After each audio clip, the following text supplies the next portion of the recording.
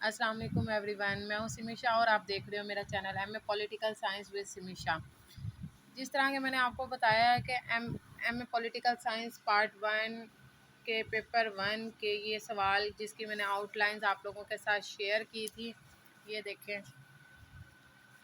یہ اس کی out lines ہیں، ٹھیک ہے۔ میں 1 نظریہ اشتراکیت بھی بتا چکے، مثال ریاست بھی بتا دیا ہے میں نے، نظریہ انصاف بھی بتا دیا، نظریہ تعلیم بھی بتا دیا، حکومت کی تقسیم بھی بتا دیا، نظریہ شہرت بھی بتا دیا ہے، نظریہ غلامی بھی بتا دیا، نظریہ انقلاب بھی بتا دیا۔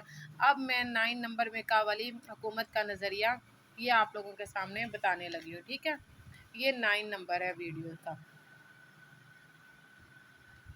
میکاولی کا یہ کنسیپٹ ہے حکومت کا نظریہ، اس نے سیم ارسطو کی طرح کا نظریہ پیش کیا، اور ہم وہی آؤٹ لائن لکھیں گے، اہم نکات لکھیں گے، حرف آغاز لکھیں گے، میکاولی کا تعارف لکھیں گے، 3 درجات اس نے وہی بیان کیے ہیں جو کہ ارسطو کے تھے۔ یہاں پہ میں نے زیادہ نہیں لکھا، یہ ڈوگر کی بک ہے، ڈوگر کی بک میں یہ اس طرح کا ہے، سیم آپ اس طرح کا کر کے آپ یہ لکھ سکتے ہو، ٹھیک ہے۔